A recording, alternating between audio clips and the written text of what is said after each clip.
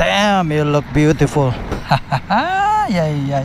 Grabe, wala akong masabi guys sa mga ka-aro. At this point, I'd like to say salamat sa Diyos, no?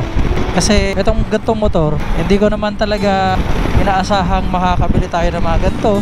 Dati, I was dreaming of becoming a chopper, driver ng jeep back in the province pa. Kumuha lang ako ng lisensya para makapag-maneho ng jeep. And I'm just so thankful. Hindi ako mayaman pero sometimes maiisip mo no? Maraming bagay na mapapasayo dito sa mundo na you feel parang hindi mo siya deserve. I guess marunong ang Diyos, ibibigay niya kung ano yung para sa'yo. This was given to me. Papasko, today is December 21. What a nice gift.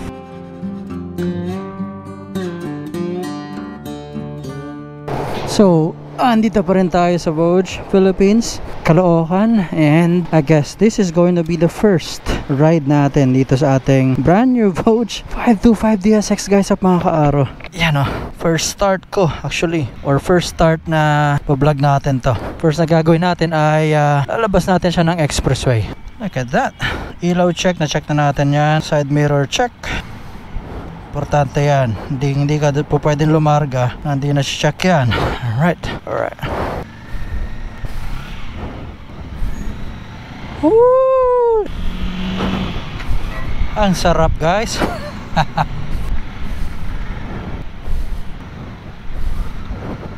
So guys, sa mga karo, ito ang unang-unang sakay natin or labas natin itong ating bagong at amoy bago na motor guys at mga kaaro. This is again the Vogue 500 DSX. Damn, you look beautiful. Yay.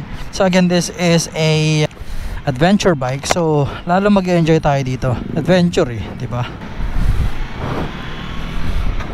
Ang ganda. Ito isang maganda sa ganitong klaseng motor, no.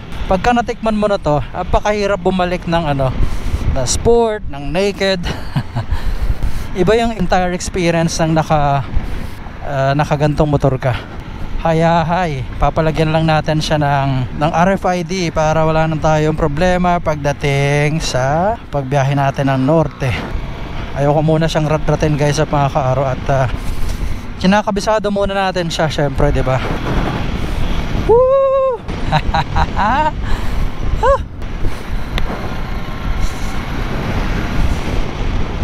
5, 4. Maraming feature na nabanggit ako kanina doon sa vlog natin sa shop, pero marami pa tayong pwedeng pag-usapan dito.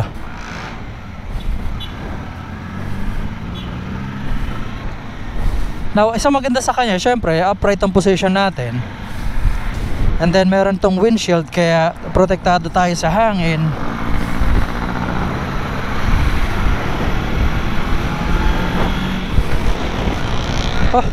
Ay. Ang sarap. Alright, expressway tayo. Papalagay tayo RFID just like I said. So balintawak na tayo guys at mga kaaro. Ang sarap lang din laruin yung manibela niya. Pakagaan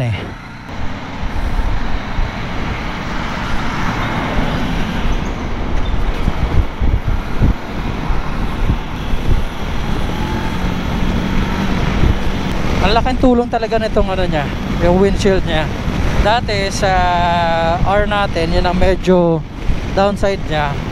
Although pagka nagtagal naman, masasanay ka rin. Pero now, that resolves it. Walang problema dito.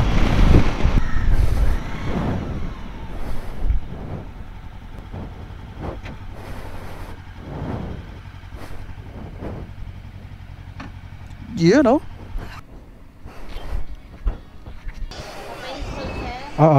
Sa office?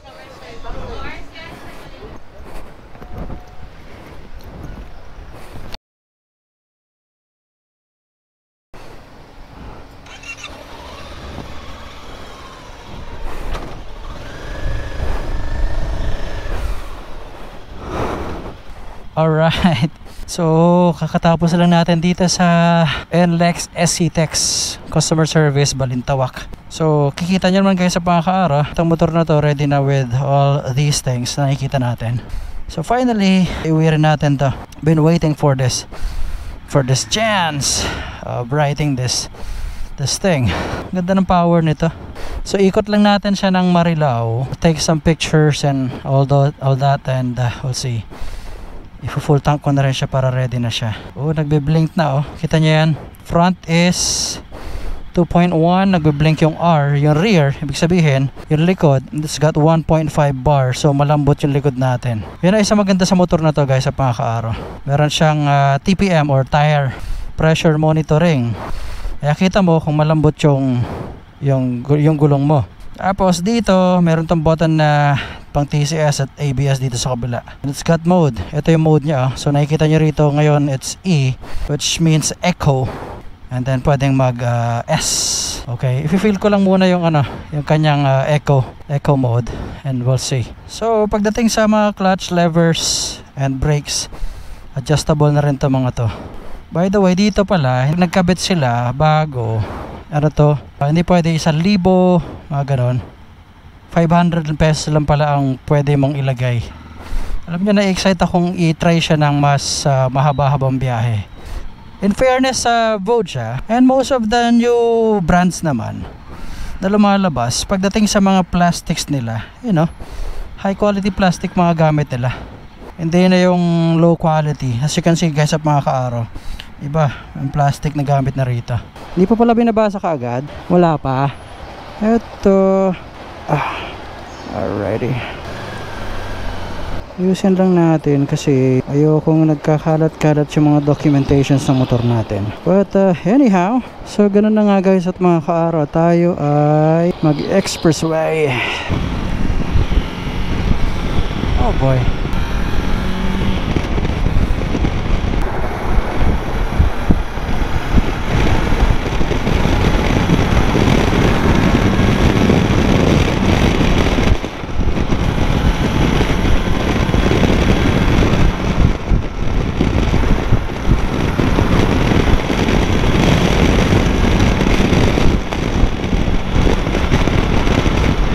Grabe, wala akong masabi guys sa mga kaaro.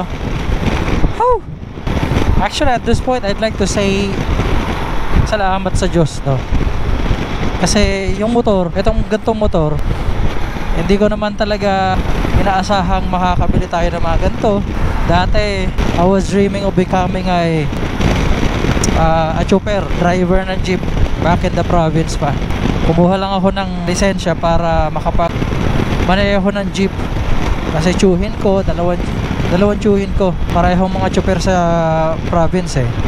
And so yun, kumuha ako ng para makapagmaneho. Pagdating dito sa Manila, yun din ang iniisip ko, baka makapagmaneho ako ng mga truck. Kasi unang trabaho ko sa factory, baka ako makapagmaneho ako ng truck. And well, na-bless tayo na magkaroon ng 4 wheels, magkaroon ng 2 wheels, pareho nito. And I'm just so thankful guys sa mga kaaro. Kung alam nyo lang, hindi ako mayaman pero sometimes maiisip mo no? Maraming bagay na mapapasayo dito sa mundo na sometimes you feel parang hindi mo siya deserve. But I guess marunong ang Diyos, ibibigay niya kung ano yung para sa'yo. This was given to me, I guess, as a gift. Magpapasko, today is December 21. What a nice gift. Couldn't ask for more than this sa panahon na to. So salamat din sa mga taong nagtitiwala sa atin, mga brands, mga ilang sponsor lang natin, kahit pa paano. Hindi naman tayo sikat ng mga iba dyan, kahit pa paano nagtitiwala yung mga ibang brands. I hope to provide value sa mga brands na pinapartneran naman natin. And ayun, maraming salamat sa inyo. I'm just so thankful. Grabe traffic. Woo! Minsan dito mo talaga masasabi, sarap magmotor guys Marilo lang pupuntahan ko, traffic na rito. Okay. But anyway, so yun guys sa pangakaaraw. Salamat sa mga nagtitiwala. Salamat sa lahat ng nanonood ng mga videos natin, vlogs natin. Kaya naman nagtitiwala mga brands because of I guess yung mga nagagawa natin para sa kanila kahit pa konti-konti man. At syempre dahil nakikita nila ang pagtangkilik nyo sa ating vlog kahit maliit tayong YouTuber or vlogger, eto naman. Okay, I'm just happy that I'm riding this bike right now And this bike will definitely be an instrument para ako makapunta sa mga gusto kong puntahan. I can even ride with, you know, someone na makasama ko because it has a good pillion seat. Angkas natin dito. Especially maganda ang takbuhan ng motor na to guys sa mga ka-araw. Grabe. Yeah guys, sa mga ka-araw, sa mga nangangarap magkaroon ng mga ganito sa buhay, huwag kayong magsasawa na umasa, pagsipag until you get there. Kahit na nasaan kayong state ng buhay ninyo. Sabi nga nila, pagka nasa baba ka, the only way is to go up. Sa baba ka na eh. So bakit, diba? So, sipagan lang, tuloy-tuloy lang, huwag magsasawa, find your passion. When you're passionate about something, you'll find everything about it enjoyable. Sa pagmumotor, ito, I find this really enjoyable. At times, may mga pagkakataon na hindi siya madali actually, but it's something I really enjoy. Because, basta sa akin, ganun eh. And if that is happening, then, you know, it's worth it. Yon. I-full tank natin siya kasi kailangan niya ng maiinom. Dito sa Petron, sakto may card ako. Hey boss, full tank natin. Ingat lang pag angat mo ha. Dito. Yan. Automatic na. Huwag na masyadong puno para hindi apaw. Okay na yan. Ayos na. Okay. Ayun, so nilagyan na natin ng kanyang gasolina. Kung titignan nyo, sino ba naman di matutuwa dito? Napakagandang motor nito. Okay. Sa presyong 380, sko, para sa akin sulit na to. Ang Vogue, syempre may mga kumbaga katapat na brand yan. And yung mismong katapat niya, masasabi nyo, pagdating sa presyo, super sulit nito guys at mga ka-araw. If you've been thinking of a bike na bibilin, I guess ito na yon. 1.6 oh. Mababa ang likod. Maka-excite siyang dalhin sa sa iba't ibang lugar. Alright, takpan natin. Woo! Let's go at enjoy. Alright.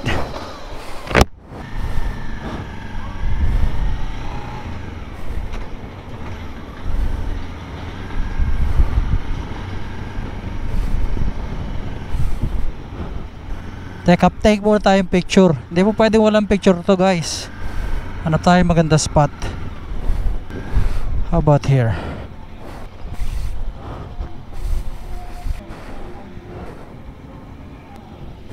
Alright.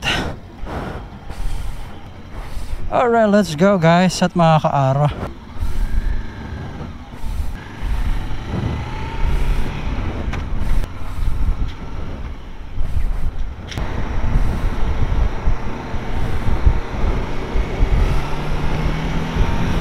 Okay, we're back on the saddle.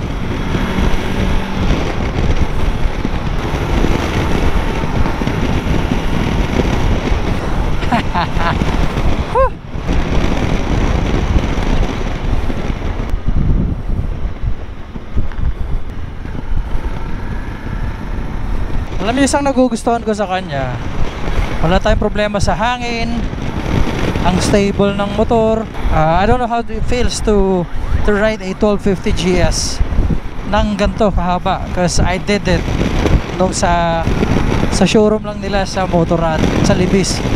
Pero I am thinking it's probably closer. Basta one thing, I enjoy this so much guys sa mga ka-araw. Super. Pero nakaka-addict ang nakaka-addict din ang naka-adventure guys. So tama nga yung sinasabi nila, pagka naka-adventure ka na once, parang mamimiss mo talagang mag-adventure. Kahit paano, nakakasingit naman tayo. I'm just not sure how it is pagdating sa EDSA, no? We'll be using this on EDSA for the most part of our days, you know. Basta isang masasabi ko, super enjoy ko siya. Grabe guys at mga ka-araw. Kita nyo naman to.